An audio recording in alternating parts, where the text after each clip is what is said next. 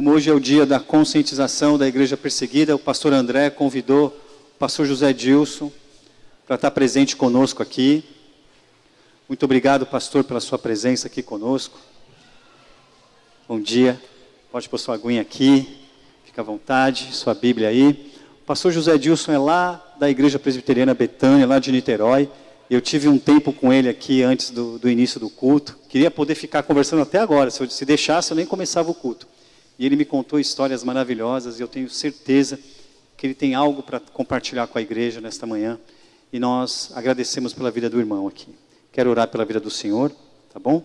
Para que Deus o abençoe, o guarde, porque tem chamado aí para 2024, não tem? Amém. Pai querido, em nome do Senhor Jesus, nós agradecemos pela vida do pastor José Dilson entre nós aqui, Senhor. Que o Senhor o use de forma poderosa, que o Senhor o abençoe, que seja uma manhã de edificação na tua casa. Louvamos o teu nome pela vida do teu servo. Em nome de Jesus, amém. Bom dia a todos. Bom dia, irmãos. Eu também vos saúdo com a graça e a paz do nosso Senhor Jesus Cristo. Amém?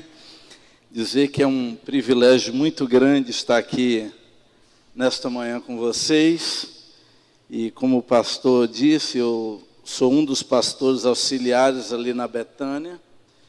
E ultimamente a gente está trabalhando na Grota também. O nome do bairro lá é Grota do Surucucu e eu moro naquela grota também.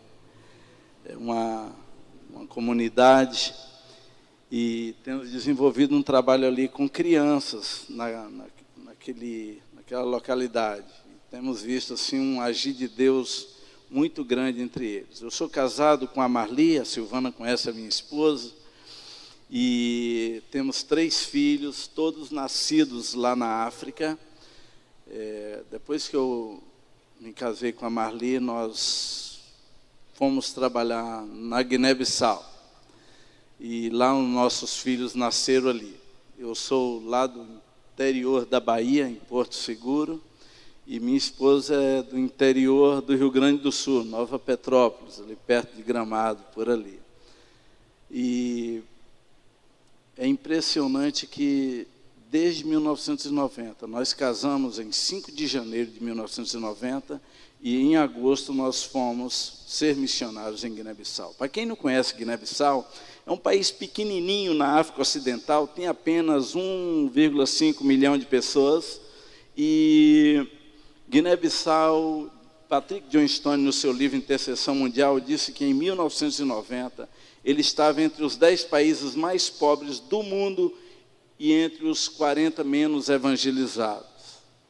Quando chegamos ali em 1990, Guiné-Bissau tinha 48% de animistas, 44% de muçulmanos e um pouco número de católicos e 0,7% de evangélicos e algumas religiões tribais. O país realmente passando por uma situação muito difícil, de pobreza, sem energia elétrica, uma situação indescritível. E foi ali que Deus nos chamou para ir trabalhar e ali nasceram os nossos filhos. E o pensamento que passava na nossa cabeça, que futuro terão nossos filhos nascendo numa nação assim? Tinha várias histórias de perseguição e tudo mais, mas o mais incrível é que nós nunca fomos perseguidos em Guiné-Bissau. Sempre pregamos o evangelho em todos os lugares e vemos igrejas sendo nascidas. Levamos a igreja presbiteriana lá para Guiné-Bissau, plantamos aquela denominação ali e nunca sofremos nenhuma perseguição. E creio que foi por graça de Deus. Ao contrário, vimos um número grande de muçulmanos se rendendo ao Senhor, se entregando ao Senhor. E nos últimos 4 anos nossos na Guiné-Bissau, nós batizamos mais de 150 ex-muçulmanos que haviam se convertido ao Senhor, uma graça de Deus. E nesta nação, apesar de sua pobreza, criamos os nossos filhos sem muitas regalias, com muita escassez, e foi pela graça de Deus que os nossos filhos puderam estudar, e a gente pensava, como que eles vão competir com os filhos daqueles que vivem no Ocidente, que têm boas escolas e que têm uma boa vida. E quando o nosso filho chegou lá no Rio Grande do Sul, que tem um nível de educação muito boa, a professora procurou, depois de um tempo, procurou minha esposa e disse, ele não pode ficar nessa classe. A gente tem que colocar ele numa classe mais alta, porque ele sabe mais do que todos os alunos aqui dentro dessa sala. E minha esposa falou, não, a gente não quer queimar etapa, não, tal. Ele falou, mas não tem como. Então, colocaram ele numa classe mais alta, e queria passar para outra. Minha esposa bateu o pé e falou, não, nós não vamos aceitar, queremos que ele faça essa classe aqui. Em suma, esse meninozinho nascido lá na Guiné-Bissau, hoje ele é um cineasta e está fazendo também a obra de Deus, uma bênção de Deus. Nós temos 3 filhos, o Jonatas, esse mais velho, com 31 anos, a Débora, com 28 anos, e a Débora é solteira. Tem rapazes aqui, eu sou um pai africano, eu cobro dote, tá bom? Então, a Débora, ela fala 6 línguas, é professora de inglês, tem uma empresa nessa área de vistos, se você tem dificuldade para pegar um visto dos Estados Unidos, converse com ela, tá bom? Ela é muito boa nisso e dá aula de inglês também, ela é muito craque. Nessas 6 línguas, em todas ela é muito fluente, uma bênção de Deus. E o nosso filho mais novo, o Júnior, está lá na nossa casa, tem 20 anos, está cursando administração, e é isso. Quando você lembrar de orar por nossa família, orem por isso, tá bom? Eu quero ler um texto da palavra de Deus, que está em Mateus capítulo 24.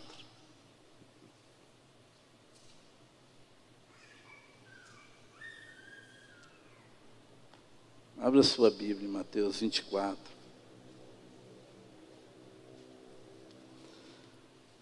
O versículo é o 9, somente esse 9 que nós vamos ler. O texto diz assim: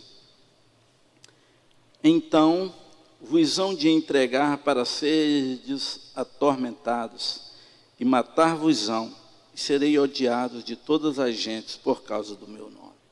Eu quero ler mais uma vez.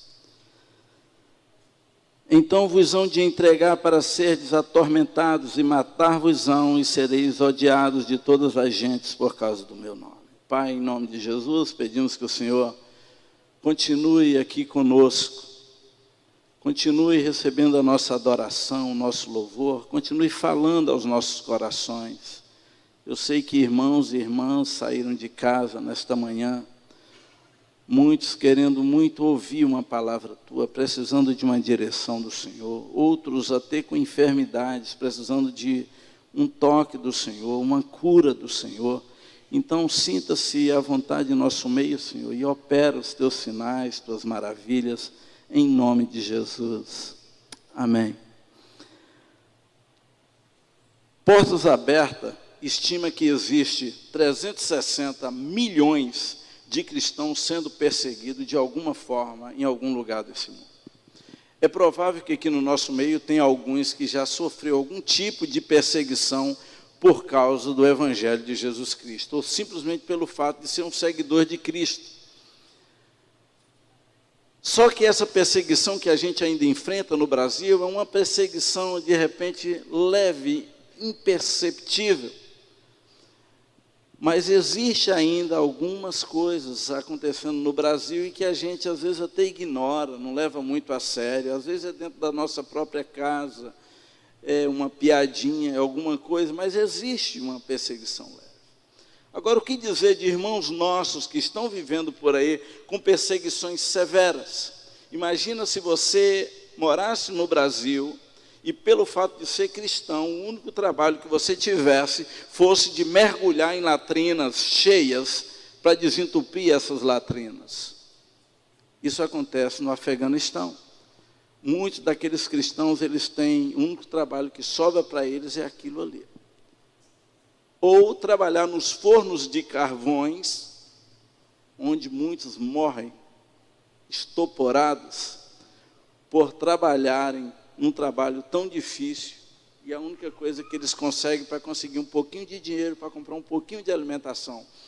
Os seus filhos não conseguem ir para escolas, não conseguem estudar, porque estão sendo perseguidos. Eu tenho uma amiga minha, que ela é missionária lá no Afeganistão. Ela morou na nossa casa um tempo no Senegal.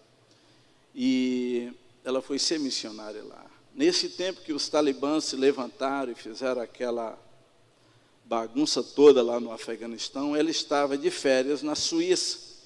Uma família de missionários na Suíça havia convidado para ela passar as férias lá. E eu falei com ela e disse, agora você vai voltar para o Brasil, né? Ela falou, não posso. Agora que aquele povo mais precisa de mim, enquanto os afegãos estavam fugindo, enquanto os crentes estavam fugindo, aquela missionária estava voltando. Ela é uma missionária presbiteriana. Ela estava voltando para lá. E ela chegou no país vizinho, foi de carro até que chegou em Cabul. E ela me contou depois que ela estava na casa dela e ela tinha umas Bíblias separadas dentro de uma mala para doar para um casal que ela estava evangelizando. E os talibãs entraram no apartamento dela, o apartamento da estrangeira. Estavam procurando um meio para matá-la, porque eles já estavam ameaçando ela há tempo que iria matá-la. Porque ela estava trabalhando com as meninas daquele país, ela ainda trabalha com elas, ela tira elas muitas vezes da mão desses terroristas, uma coragem que você não tem ideia. E eles entraram no apartamento dela e pegaram tudo, revistando tudo, pegaram aquela mala e abriram e despejaram aquelas Bíblias no chão. E o Senhor cegou os olhos deles, eles não viram aquelas Bíblias. E ela estava, por ordem deles, sentada num canto assim, e ela pensando, é o meu último dia. E ela disse que ela estava com muito medo, apesar dela ter toda a tranquilidade, mas naquele dia ela falou que ela estava com muito medo que eles fossem atirar nela. Você nunca imagina se alguém está apontando uma arma para você, se ele vai atirar ou não. E eles saíram dali e ela ficou em paz, e ela não veio embora, ela continua lá no Afeganistão. E lembrem de orar por ela, porque ela está fazendo o trabalho do Senhor ali, no meio de tanta dificuldade. Em outros países, cristãos têm sido perseguidos, destituídos dos seus direitos e até mortos por causa do nome de Jesus. E por isso que não dá para considerar muito que a gente está sendo perseguido no Brasil, né? Mas existe. E como a irmã Silvana orou aqui, não sabemos até quando vamos estar nessa liberdade. Hoje você já não pode pregar de qualquer maneira, e eu li que eu acho que é até fake aquilo que eu li, eu não devia nem falar aqui, mas alguém falou que agora eles estão trabalhando numa lei que você não pode mais expulsar demônios dentro da igreja, porque é da religião de alguém, você não pode falar contra a religião dos outros.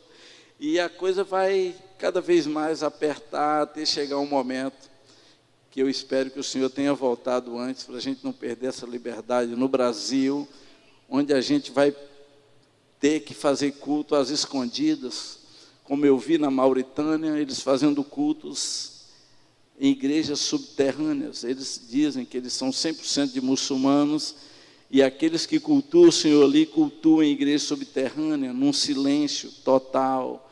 E os crentes têm que ter muito cuidado, porque eles podem ser pegos, presos e mortos. Na igreja católica, eu fui numa igreja católica em Nouakchott, na Mauritânia, e tem polícias na porta, polícias islâmicas, que só pode entrar estrangeiros, os nativos, os mauritanianos, eles não podem entrar, porque a polícia diz, não, isso aqui não é para você. Então, muita perseguição, muita dor, muita angústia, muito sofrimento, muita coisa horrível. E o que a palavra de Deus fala em Mateus 24:9 é parte do sermão de Jesus, quando ele estava falando da vinda dele, da sua segunda vinda, do final dos tempos. E ele estava dizendo que iria acontecer perseguição. Dentre todas as coisas que Jesus fala, ele alerta para uma perseguição que viria. E essa perseguição, ele está dizendo que vos perseguirão, vos prenderão e vos matarão. E o mais incrível, ele está falando de quem? Quando você lê esse texto, você vai entender que Jesus não está falando do muçulmano, do católico, e você pensa, e católico persegue? Eu vou contar uma história para vocês daqui a pouco. Se tem algum católico aqui, não é para te ofender não, tá bom? É para simplesmente você conhecer a história. E ele está falando disso, e finalmente vos matarão por causa do meu nome. E ele está tratando justamente de gente de dentro da igreja, ele não está falando de fora. A perseguição maior vai acontecer e começar dentro da igreja cristã. Pasmem, a gente às vezes está esperando que a perseguição venha lá de fora. E ele mostra essa perseguição como um dos sinais da sua vinda.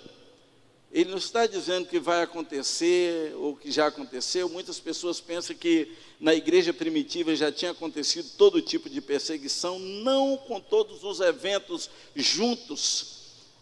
Ele estava dizendo que ele viria. E os missiólogos, teólogos, os grandes estudiosos da palavra de Deus estão chegando a um consenso que tudo está acontecendo na nossa geração, preparando-nos para a vinda do nosso Senhor Jesus Cristo, dizendo que é na nossa geração.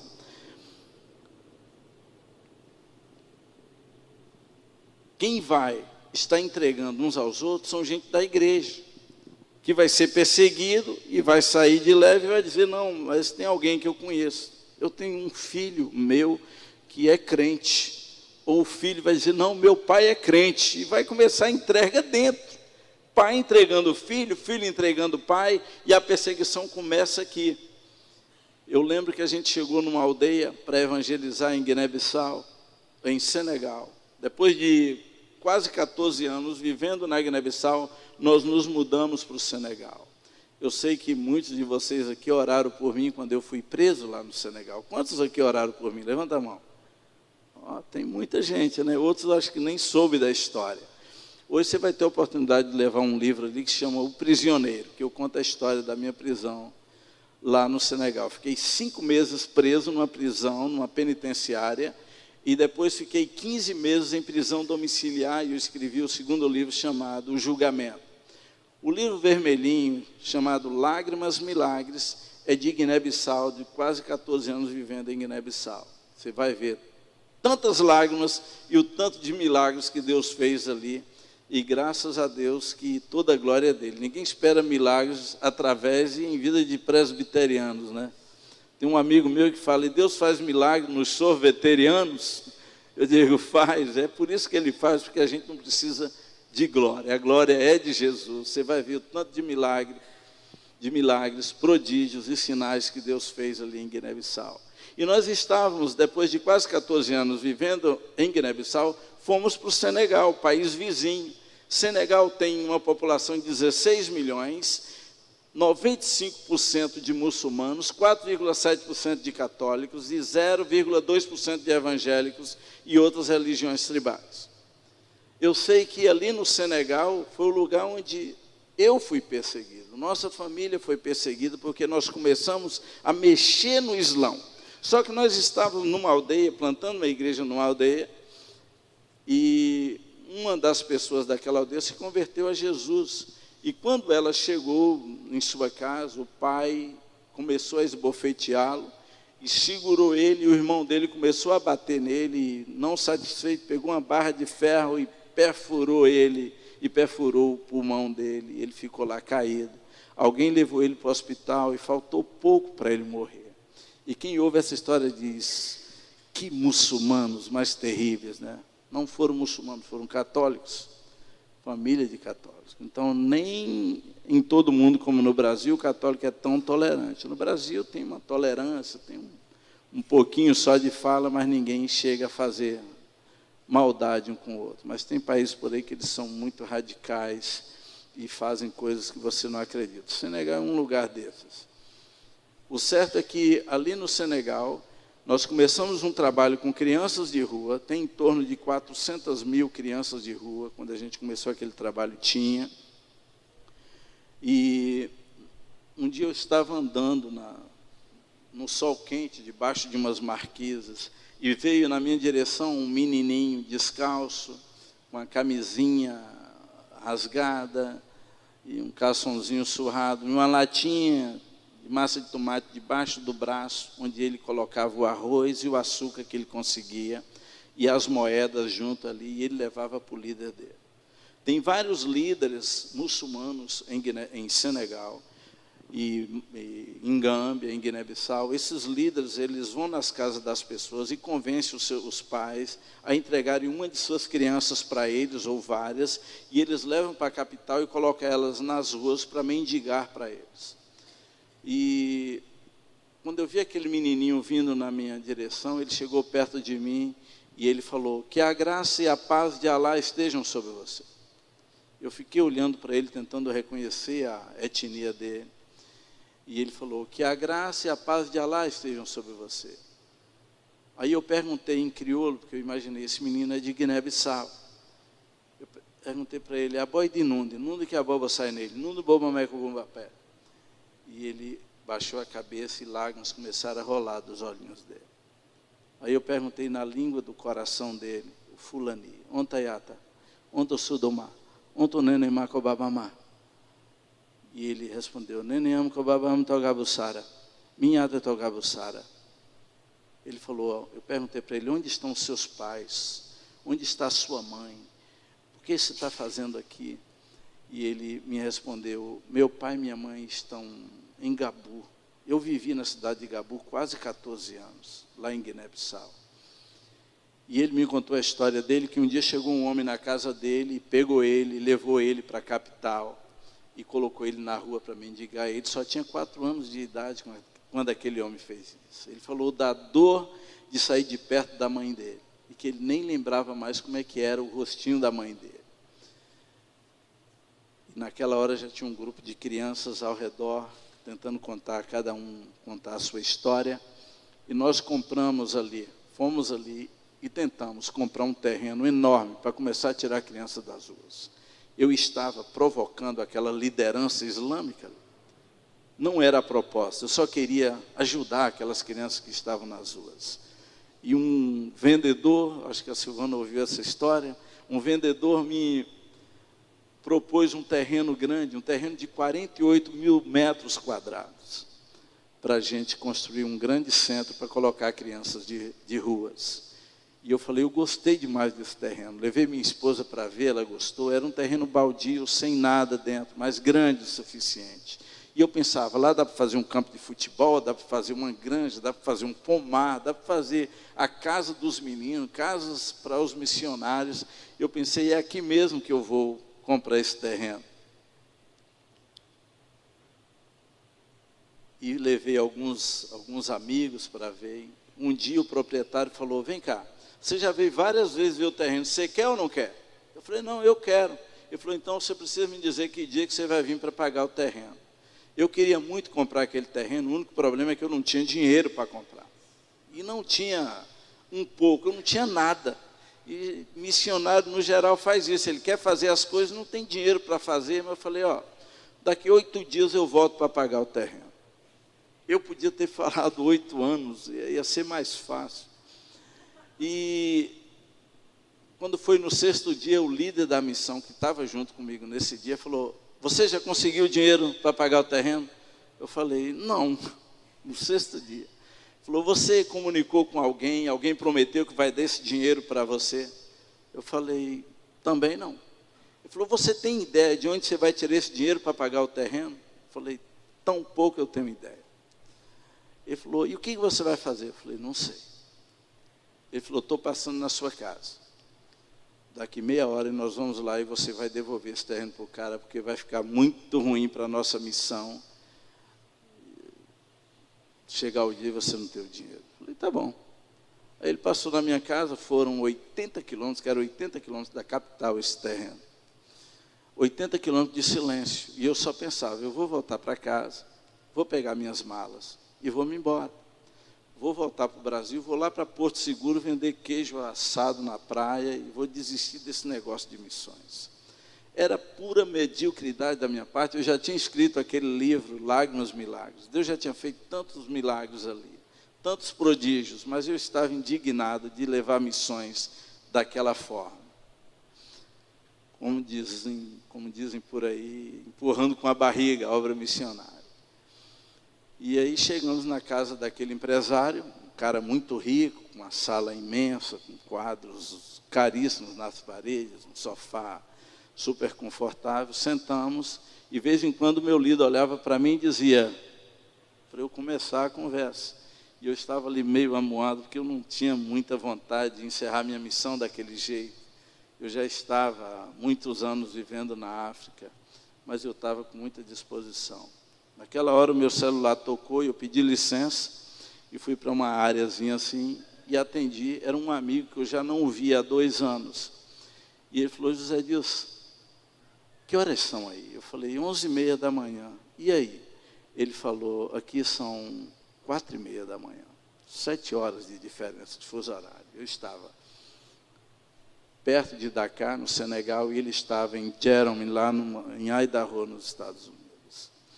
E ele falou, José Dilson, eu estava descendo as escadas que ligam meu quarto na minha cozinha para tomar um medicamento, porque eu sentia muitas dores nos meus rins. Eu não estava aguentando nem andar e vinha me segurando. E quando chegou aqui no meio da escada, o Senhor me parou. E o Senhor me disse claramente, eu estou te curando das tuas dores. Eu fiquei livre de todas as dores. E o Senhor falou, pega o telefone agora, liga para José Dilson lá no Senegal e fala para ele que você vai mandar o dinheiro para pagar o terreno, não é para ele entregar, não. Eu achei que vocês iam dizer, aleluia, glória a Deus. Irmãos, eu sei que ele falou, José Dilson, o que está acontecendo? Eu falei, Steve, eu estou aqui numa sala justamente para devolver um terreno que seria lar e abrigo para as crianças. Porque eu não tinha dinheiro para pagar. Ele falou, mas não é para devolver não, porque eu vou mandar. E Deus inclusive falou ao meu coração que é para mandar $12 mil para pagar o terreno. Quanto custa o terreno? Eu falei, exatamente $12 mil, 6 milhões de francos CFA. Não é maravilhoso esse Deus? Como ele se importa com aquele que está sofrendo. Ele falou, José Dilson, Deus também me falou, em Obadias, versículo 21, só tem um capítulo em Obadias, que diz que salvadores subirão ao monte de Sião e julgarão o monte de Esaú, e a glória e o reino serão do Senhor. E Deus falou que é para você chamar esse projeto Obadias. E eu falei, aleluia, vamos chamar então Projeto Obadias. E aquele americano, quando ele falou que era $12 mil, e que eu falei que era exatamente $12 mil, 6 milhões de francos CFA, sem passar, sem tirar, ele desatou a orar em línguas lá na escada da casa dele. Ele é um pentecostal, aqueles fervorosos, e eu fiquei ali, né, como um bom presbiteriano, aguardando ele. Depois ele falou, você está aí ainda? Eu falei, estou. Ele falou, a semana que vem eu vou mandar esse dinheiro para a sua conta. Eu falei, quem mandou você mandar esse dinheiro para mim? Ele falou, Deus. Eu falei, então tem que ser hoje, porque a semana que vem eu vou estar lá em Porto Seguro vendendo queijo assado nas praias. Eu não vou ficar aqui e ver essas crianças onde elas estão. Ele falou, quando o dia amanhecer aqui em Jerome, eu vou no banco e vou fazer a transferência para a sua conta. E eu voltei para aquela sala e falei, senhores, dirigi aquele proprietário, ex-proprietário, e falei, amanhã eu estou voltando para pagar o seu terreno. E os olhos do meu líder quase que despencam. E eu voltei no dia seguinte, pagamos aquele terreno no 7º dia, e não no 8º. Eu não sei qual é o seu problema, o que você enfrenta, mas eu quero dizer que você serve o mesmo Deus que eu sirvo. Deus que fala, Deus atuante, Deus poderoso, Deus magnífico, Deus que tem o controle de tudo. Dinheiro nunca foi problema para Deus, não significa nada para Ele. Ele querendo, Ele resolve o seu problema. Ele resolve o problema da sua empresa, Ele resolve o problema do seu casamento, Ele resolve o seu problema de saúde. Ele é Deus. E se Ele se importou com aquelas crianças pobres ali, Ele se importa com você. Eu tenho inúmeros testemunhos daquelas crianças, do que Deus fez na vida dele. E ali nós construímos aquele centro, eu plantei mais de 1000 pés de manga naquele lugar, mandei fazer grefagem, enxerto naquelas mangas, então mangas grandes, e fiz um galinheiro, pobre não faz grande, faz galinheiro, né? Então fiz um galinheiro lá, criava mais ou menos uns 400 frangos, a cada 45 dias eles eram abatidos. As crianças comiam e o que sobrava a gente trocava por alimento, vendia para missionários. E fiz um campo de futebol como eu queria, em tamanho oficial. Fiz uma casa para os meninos, um refeitório grande, lugar para receber missionários. E fiz a minha casa e fui morar lá dentro. E começamos a tirar crianças de ruas. E o governo ficou irritado, porque os líderes religiosos começaram a se queixar. Porque a fonte de renda deles começou a diminuir, porque a gente começou a tirar a criança das ruas. Aí um dia o delegado de polícia da cidade mandou me chamar, falou, você está preso. E aí fez uma lista de acusações, dizendo que eu aliciava menores, desviava menores, que eu convertia menores ao cristianismo, que eu traficava menores para o Brasil, e fez uma lista imensa. E eu saí do gabinete daquele delegado de polícia, dormi 2 dias preso naquela delegacia, e dali eles me enviaram para o tribunal em outra cidade, e lá, sem julgamento, eles me mandaram para a penitenciária, onde eu passei 5 meses. Você não tem ideia do que é você sair da sua cama quente, do seu quarto, do lado da sua esposa, dos seus filhos, e ir morar numa cela cheia de ratos, baratas, moscas, mosquitos, gente doente.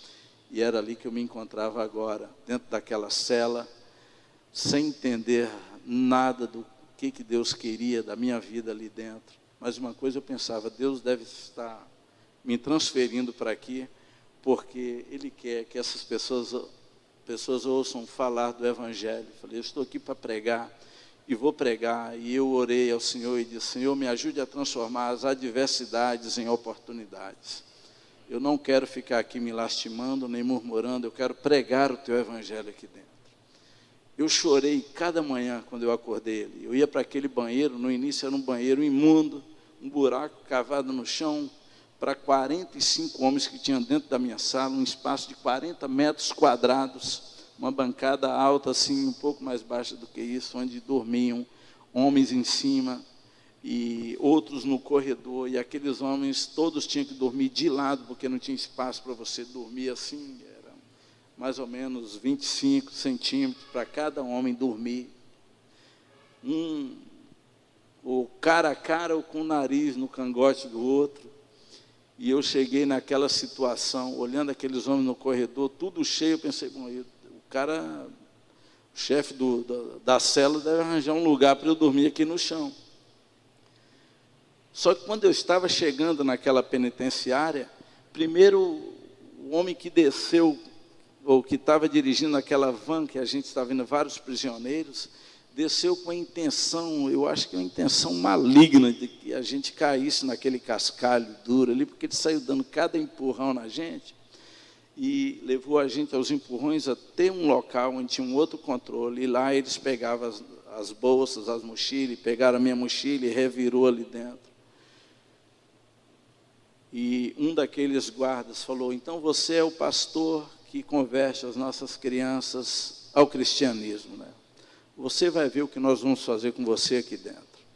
Eu não falei nada com ele, mas pensei, vocês não farão nada além do que o meu Senhor permitiu. Eu não estava com medo, não estava tremo, nem nada. Estava assim, seja o que Deus quiser, Deus me trouxe aqui Ele tem um propósito. Tinha já um grupo de homens, todos nus, completamente assim no lado, e todos tinham que tirar a roupa e ficar nus ali. E ele falou, tira a roupa. É regra de prisão. Então comecei a desabotoar minha camisa. Chegou um outro senhor que eu julguei que ele era o comandante, e ele falou, você é o pastor? Eu falei, sim, senhor. Ele falou, você não precisa tirar sua roupa não, fica ali. Aí um daqueles guardas deu ordem a um outro guarda para me levar no meu quarto. Ele usou o nome da cela, leva ele lá no quarto dele. Aí ele saiu me empurrando também, eu comecei a andar mais rápido, e ele tentando se aproximar para me empurrar mais ainda. Eu não sei, acho que eles são treinados a empurrar pessoas, não sei, que eles fazem bem para caramba. Aí, Quando eu cheguei naquele lugar, tinha uma cela, um pátiozinho, e depois daquele pátio, tinha uma grade, e tinha uma outra portinha pequena, com flandres, carcomido pela ferrugem ali embaixo, e ele abriu aquele portão. Quando eu fui entrando naquela cela, ele bateu aquele portão no meu pé e cortou o meu pé, naqueles flandres carcomidos. Eu fiquei ali sangrando, ele foi embora. Os prisioneiros que estavam ainda acordados começaram a bater no portão, e veio um outro guarda, ele falou: o branco está sangrando aqui. Aí eles me levaram para uma enfermaria e fizeram um curativo no meu pé e me levaram de volta para aquela cela. Aí eu fui andando naquele corredor e descobri aquele banheiro que 45 homens usavam. Eu contei aqueles prisioneiros naquela noite. E eu pensei comigo, eu tenho uma nova congregação aqui para evangelizar, 45. Então, não pense que eu fiquei com medo. Eu acordava com muita tristeza na minha alma e saudade da minha esposa. Mas não estava com medo naquele lugar. Em vez de dormir do mesmo lado que eles, eu dormia com a cabeça virada para o corredor, e ninguém dormia com a cabeça virada para o corredor, porque tinham medo que durante a noite alguém torcesse o pescoço deles. Mas era mais confortável dormir com a cabeça virada para o corredor, pode ter certeza. E eu fiz isso desde o primeiro dia, e assim com uma tranquilidade e paz muito grande. Eu creio que era porque tinha irmãos orando por mim. Em meio de qualquer perseguição, se tem uma igreja forte orando, Deus dá graça a quem está lá no meio da perseguição, pode ter certeza. Pode ter certeza. Eu ouvi uma história do Ronaldo Lidório, que ele foi pego pelo Sendeiro Luminoso, num desses países da América do Sul, e levaram eles para um lugar para poder metralhar. E ele estava lá com muito medo e tremendo de medo. Aí ele fez uma oração e falou: Senhor, se eu escapar daqui com o medo que eu estou, você pode saber que eu nunca mais vou falar do teu evangelho. Eu nunca mais vou pregar o teu evangelho. E naquela hora o Senhor tirou todo o medo do coração dele, ele pôde passar por aquilo com muita tranquilidade, com muita paz, e um daqueles soldados milagrosamente mandou ele correr numa direção, e por isso ele escapou daquela situação. E eu estava ali sem medo também, com muita tranquilidade, pregando o evangelho, e você não tem ideia do que Deus fez dentro daquela prisão, o número de pessoas que se converteram. Esse relógio está certo? Não?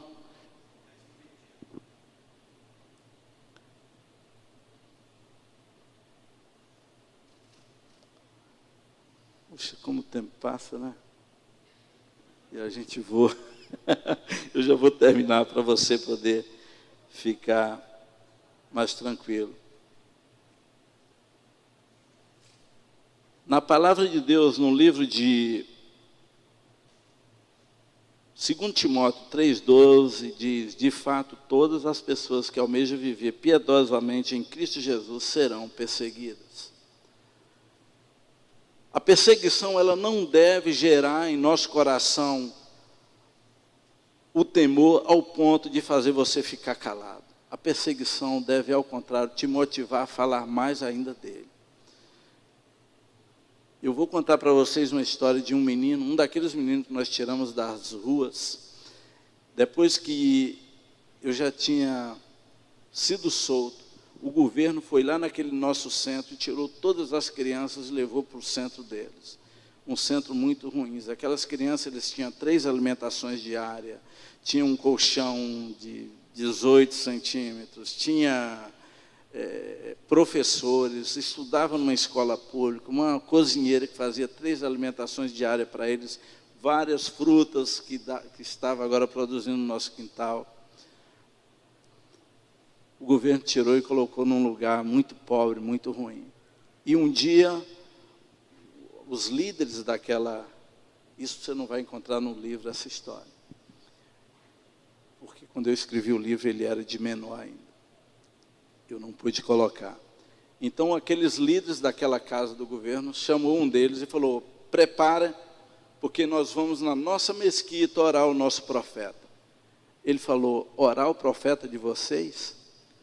Jamais eu vou orar o profeta de vocês. Eu sou de Jesus. Jesus entrou no meu coração e eu nunca mais vou orar o profeta de vocês. E eles ralharam com ele, falaram, nós vamos te dar uma surra aqui dentro, vamos te pegar agora. E ele falou, me baterem, você acha que eu tenho medo de surras? Sabe quantas surras eu já levei nas ruas de Dakar? Surras que eu não havia feito nada. Você sabe como foi que o pastor me encontrou? Eu estava com meus 2 olhos inchados de soco. Minhas costas estavam ensanguentadas e marcadas de unhas. Eu tinha sido abusado por 6 homens naquela noite. Onde é que estava o profeta de vocês? Onde é que estavam vocês? O pastor me levou para a casa dele.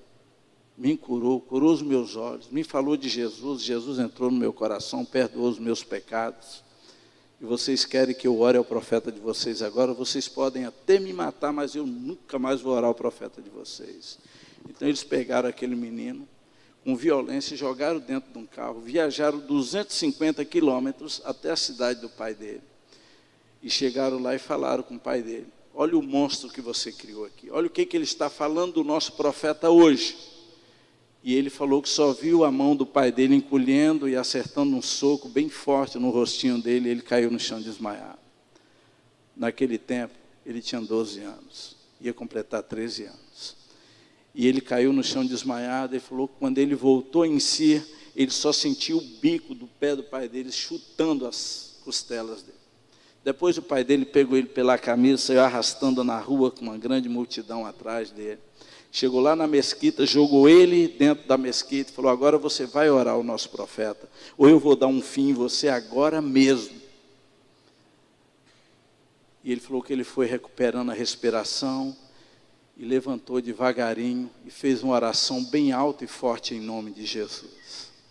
O pai dele deu mais uma surra nele, levou ele para casa e falou, nós vamos fazer um descapetamento agora nesse menino, isso tem que ser obra do capeta. Então foi lá na magia que eles praticam, e trouxe um monte de patuás, de amuletos, e botou num canto lá para fazer uma cerimônia, segundo eles, para tirar o demônio daqueles meninos, que não era possível alguém falar tão mal contra Maomé, que ele devia estar endemoniado para fazer aquilo. E aí ele levantou, foi lá e urinou em cima de todos aqueles objetos da feitiçaria. Imagina que menino corajoso, perseguido e ousado, dá até título de livro, né?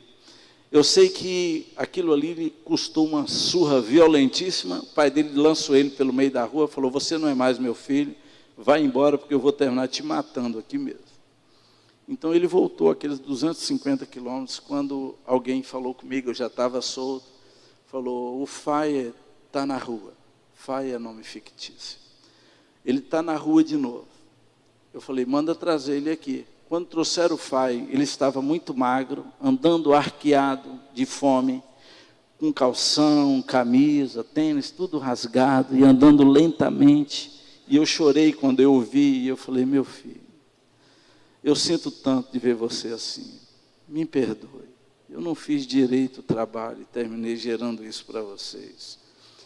Ele falou, pastor, não sinta nada por mim não. Eu estou lá na rua, por vontade de Jesus. Eu fui parar lá naquelas ruas porque eu não tinha mais lugar para ir.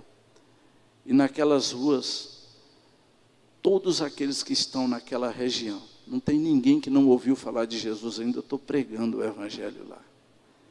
Eu chorei outra vez. Eu falei, como é que você faz para dormir e comer? Ele falou, eu tenho 2 papelões. Um eu deito em cima, com outro papelão eu me encubro. E o dia que o lixo está gordo, eu encontro alguma coisa para comer no lixo. Quando não está, a gente dorme com fome. Mas isso não vai me impedir de pregar o evangelho. Eu falei, você não vai voltar mais para lá não.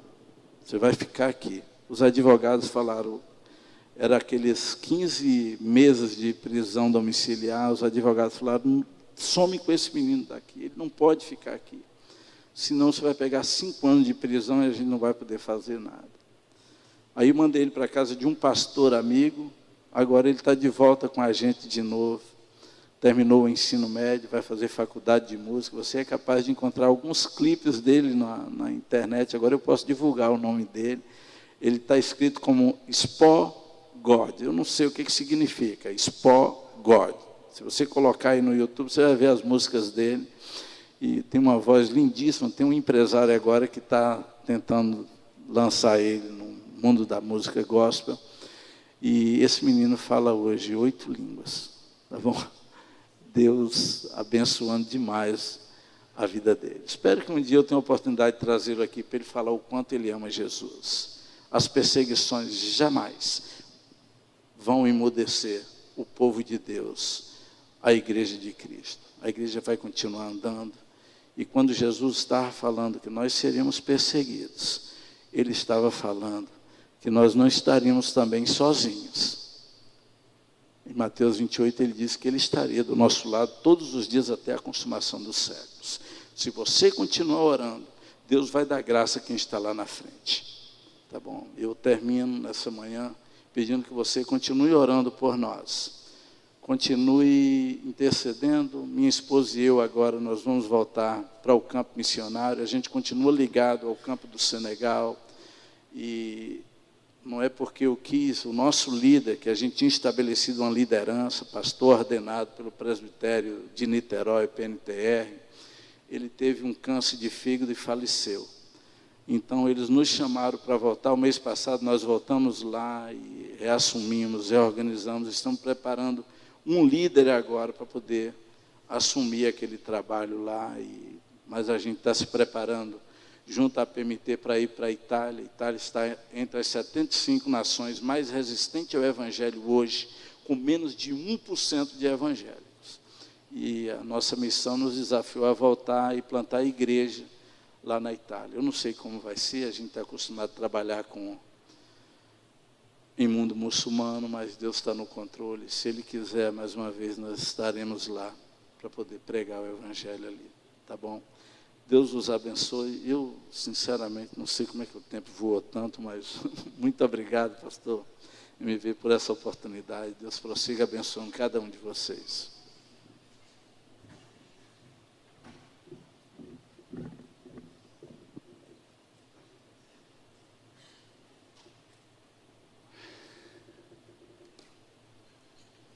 Aqui comigo.